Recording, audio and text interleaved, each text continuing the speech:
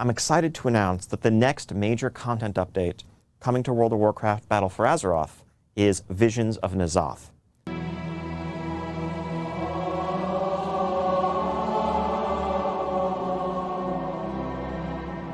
To replace Titanforging with something a bit different, something a bit more twisted and corrupt, that also ideally works to preserve the value of item level and the correlation between doing difficult content and getting the best rewards.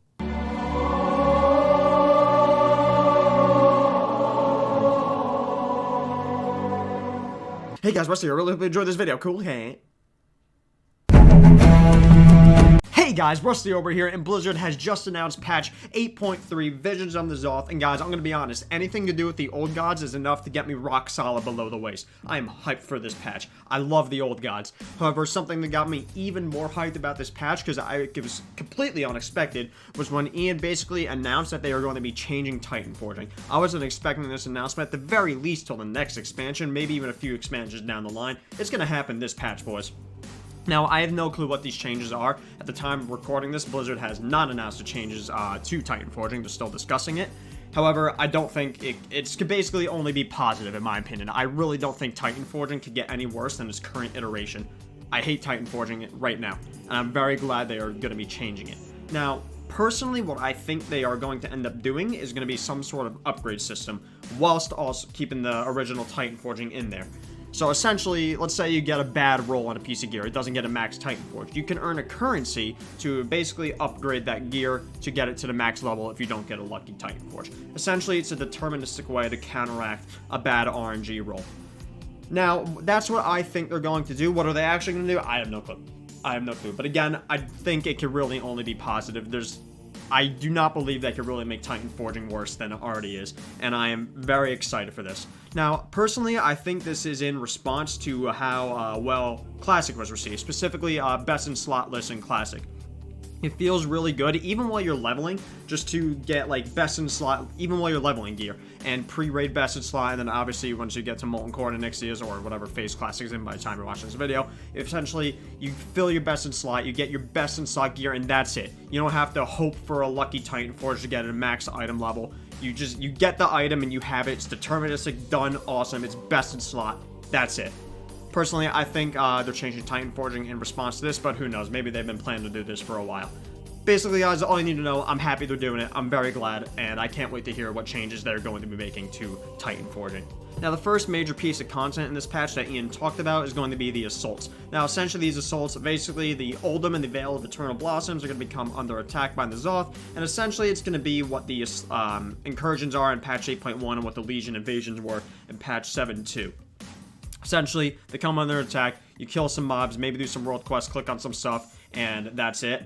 From what I watched on PTR testing, I haven't tested on the PTR myself because I want to save it for when it goes live. However, I still watch some streams on it, watch some videos on it. It essentially looks like the incursions were in 8.1 and how the invasions were in 7.2. I feel like it's going to be essentially the same thing as they were. Ian did say there might be some secrets to find there, maybe some, I don't know, maybe they might have some actual puzzles. However, again, guys, I feel like this is going to be no different than how the incursions were and how the Legion invasions were. I mean, not to say that is bad. I actually very much like the incursions and the Legion invasions personally. However, it's nothing different. It's basically the same stuff from what I could tell. Now, the only thing to mention about that, I think this is a very big positive in my opinion, is the fact that with these assaults, Blizzard is actually reusing the old world. Again, these assaults take place in Oldham and the Vale of Eternal Blossoms in Pandaria. Listen, there's a million different zones. There's so many zones in World of Warcraft, and whenever a new expansion comes out, a new patch comes out, you play the patch, right? You play the expansion. You rarely ever go outside of those areas. You only play, for example, BFA, Zandalar, Kultirs, and Nazjatar. When was the last time you ever left those areas to basically do anything? There's maybe a few quests. I absolutely love that they're adding content into the old world, like Oldham and the Vale of Eternal Blossoms, to go back there and just basically, it's just content in the old world. I like that they're using that, and I honestly hope they continue to do this in future patches, expansions. Basically, you have this whole world, Blizzard. I want you to use the whole thing. Make it the World of Warcraft, not the world of Zandalar, Kultiris, and Nazjatar. Not the world of the expansion. again, this is absolutely awesome that we're going back to Oldham in the Vale of Eternal Blossoms. However, these are basically just going to be, as far as I can tell, the same thing as the patch 8.1 incursions and the patch 7.2 Legion invasions. Now, the second piece of content in this patch that Ian talked about was the horrific visions. Now, from what I could tell from what he said, and also from what I watched on streams and other YouTube videos of these horrific visions, it kind of seems like a combination of the Chromie scenario as well as the Mage Tower. Now, Ian said ever since the Mage Towers, he does want to add more challenging solo content to the game, as do I. I, again, absolutely love the Mage Towers. However, I feel like, just from what I watched from streams, I don't think Blizzard really understood why the Mage Towers were so awesome, at least in my opinion. The Mage Towers, in my opinion, were so cool is that, again, I completed the Mage Tower, I think it was either the first or second round of the Mage Towers as a Guardian Druid. Now, if you ever did the Mage Tower, the tank version of it, that shit was fucking hard on release before they nerfed it to hell. And even after they nerfed it, that shit was still hard. Like, I did that in Nighthole gear when it was tuned for Tumas Argaris gear. The sense of accomplishment, it was incredibly difficult, right? The sense of accomplishment I got while being under geared and finishing that, I felt so fucking good. And listen, you know how people who played vanilla are always talking like, yeah, I got the best gear in the game, and without transmog, you could see that people, they would go stand on the mailboxes in Ironforge, and people would go and inspect me and be like, damn, dude, where'd you get that gear? Listen, I did that shit on a Guardian Druid. I got the freaking Werebear, hulking bear skin. I went on top of the stairs at the Violet Citadel in Dollar, and I just stood there, you know, just standing there with hulking bear from like, yeah, what's up? I did the Mage Tower. Second round, though, not a big deal or anything. Like, listen, I felt awesome. In my opinion, the Mage Towers were great because, again, they were incredibly difficult, especially on launch. And when you completed it, it was a great sense of satisfaction and felt awesome. But also because it gave you a very, at least at the beginning, a very prestigious reward that basically you could show off to others. Again, I feel like cosmetics, especially very rare cosmetics, are very important in games. I really do. I feel like it drives a lot of gameplay for people, and it really encourages people to complete that hard content. I'm really hoping for these visions, Blizzard does something similar to the Mage Towers. Again, make them super difficult at the start, and then eventually as the patch goes on, they get easier and easier, and it kind of seems like that's what they're doing. Essentially, there's this whole progression system tied to it, kind of similar to the Chromie scenario, where you get this currency and eventually you get upgrades that make the scenario easier each time you go into it. Eventually you're going to be able to complete it. And again, you also have these legendary cloaks. More on that. I don't really want to talk about the legendary cloaks right now. It's essentially everyone's going to get. It's going to be a requirement for raiding instead of being a reward, and I'm not a big fan of it personally. Anyways, horrific visions, basically a combination of the Chromie scenario and the Mage Towers.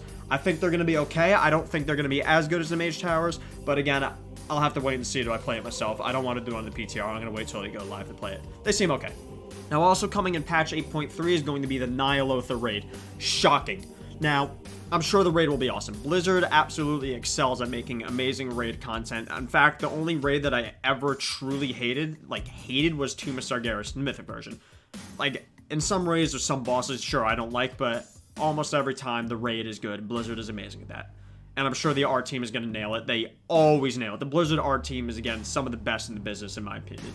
Now, lore-wise, personally, what I'm hoping for, I hope we actually lose to Nzoth somehow, and it kicks off an Old God Black Empire expansion. Maybe not the next expansion, or somewhere down the line. Essentially, what I don't want to happen is that we either kill Nzoth and we never see him again, or basically just push him back into his prison, and basically he's just gone for a few expansions or forever. I don't want that. I want, personally, to Nzoth to break out Yogg-Saron, break out Cthulhu, start this Old God Black Empire expansion again. Guys, like I said at the start of the video, anything to do with the Old Gods is enough to get me rock solid below the waist. I absolutely love the Old Gods. They're my favorite subject in the lore. However, what I think is going to happen, we're probably just going to beat them and move on to the next expansion. It is what it is. Now, also coming in patch 8.3 is the vulpera and mechagnome allied races. Oh my God, why do the Horde have to have vulpera? Yo, what are these little freaking fox little bitches, these little tiny things coming to the Horde for, dude? We got these orcs, dude. I mean, yeah, sure, we got blood elves that are like an alliance race, but now we got these pansy-ass, pussy-ass vulpera, these little tiny fox people walking around. No, get them the hell out of here. I'm gonna start fucking kicking them around every time I see them in the streets. Like, I'm gonna level up and gear an alliance character just so I could go fucking vulpera hunting. Fuck vulpera. Anyways, mechagnomes, vulpera, yeah, sure. New allied races, that's an easy cash grab. Blizzard's gonna make a ton of money off them. People are gonna come back to the game on those allied races alone because all the furries are gonna get rock solid playing that thing. By the way, the mechagnome racials, I don't know if you looked at those things on Wowhead, it's fucking broken. They pretty much have a death save. I'll be shocked if those don't get nerfed. Anyways, also coming with 8.3, staying on the topic of races, heritage armor, which is for the goblin and the worgens. Hey, cool. Heritage armor for the old races, I absolutely love, and I think it looks cool. I will definitely be getting those probably in what, 3-4 years time. Don't worry, I'll get it eventually. Final thing to mention before I wrap my thoughts up is that Blizzard is finally going to be updating the auction house in patch 8.3. Basically, the current auction house right now, before 8.3, it sucks. Even Blizzard themselves have admitted that it sucks, and have recommended using add-ons until they update it. It's finally coming in patch 8.3. This is a welcome addition to the game, and I'm glad that they are finally doing it. Yeah, it's just a positive thing. And that's pretty much it, guys. Now, just to wrap my thoughts up, guys, all this content is great. However, to me, the most important thing that I got from this announcement video is the fact that there will be changes coming to Titanforging. I think Titanforging is the worst thing about Battle for Azeroth or retail WoW right now. I think it absolutely killed gear, basically gear mattering. The fact that it could just randomly roll up, I think it absolutely killed gear mattering. And the fact that there's changes coming to Titanforging, positive changes, because it can't get worse than it is now, I think it's absolutely fantastic. We'll have to wait and see what those changes are. Basically, I'm cautiously optimistic about that, but I am happy that there will be changes coming to Titanforging, as well as all this other content. It does seem really cool. It seems like this is going to shape up to be a pretty good patch. Anyways, guys, thank you very much for watching. What do you think about patch 8.3 so far? Feel free to leave a comment below. Do you agree with what I have to say? Do you disagree? If you disagree, tell me why. I'm all for those discussions down below. I absolutely love having them. Now, thank you very much for watching. Don't forget to like and subscribe. Don't forget to hit that bell to notify yourself from when a new video comes up. I'm pretty sure that's what all the other YouTubers are saying, so I might as well say it right. Anyways, guys, thank you very much for watching. I love you all. And remember, guys, Halo 3 is the best Halo. Like, listen, guys, you could like Halo 2, you could like Reach, you could like freaking Halo 5. I don't care. But you're wrong. Halo 3 was the best Halo. Gotcha. Anyways, guys, thank you very much for watching. Till next time.